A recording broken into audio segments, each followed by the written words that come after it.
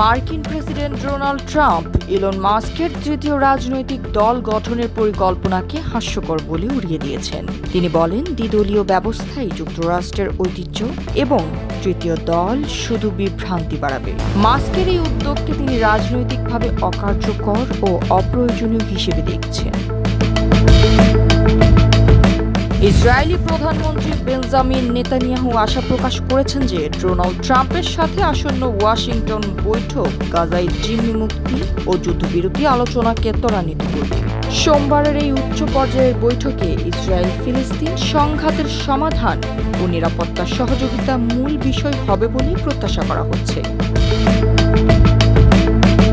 ফিলিস্তিনি গোষ্ঠীর ছোড়া একটি ক্ষেপণাস্ত্র রোববার ইসরায়েলের নিরিম এলাকায় আঘাত হানে।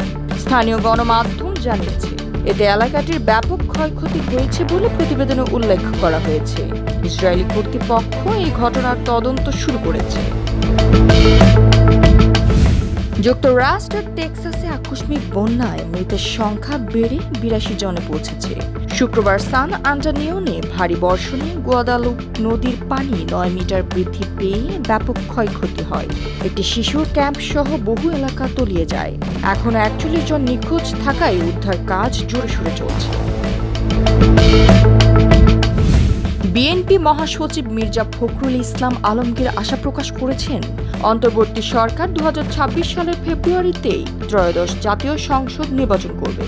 সোমবার সিলেটে শাহজালাল রহমতুল্লাহি আলাইহি মাজার জিয়ারত শেষে তিনি বলেন, নির্বাচনের মাধ্যমে গণতন্ত্র পুনরুদ্ধার ও দেশের সঠিক অগ্রযাত্রা সম্ভব।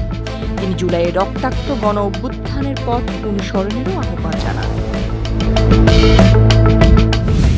জাতীয় নাগরিক কমিটির আহ্বায়ক নাহিদ ইসলাম ঘোষণা করেছেন, এবারের লক্ষ্য জাতীয় সংসদ জয় করে বাংলাদেশ পুনর্গঠন করা। ৫ অগস্টের গণভবন জয়ের সাফল্যের ধারাবাহিকতায় তিনি বলেন, সামনের নির্বাচনে তরুণদের বিজয় উদযাপিত হবে। চট্টগ্রামের লোহাগাড়ায় যাত্রীবাহী বাস মাইক্রোবাস সংঘর্ষে ১১ জন নিহতের ঘটনায় র্যাব বাস চালক সোহেল তালুকদারকে গ্রেপ্তার করেছে।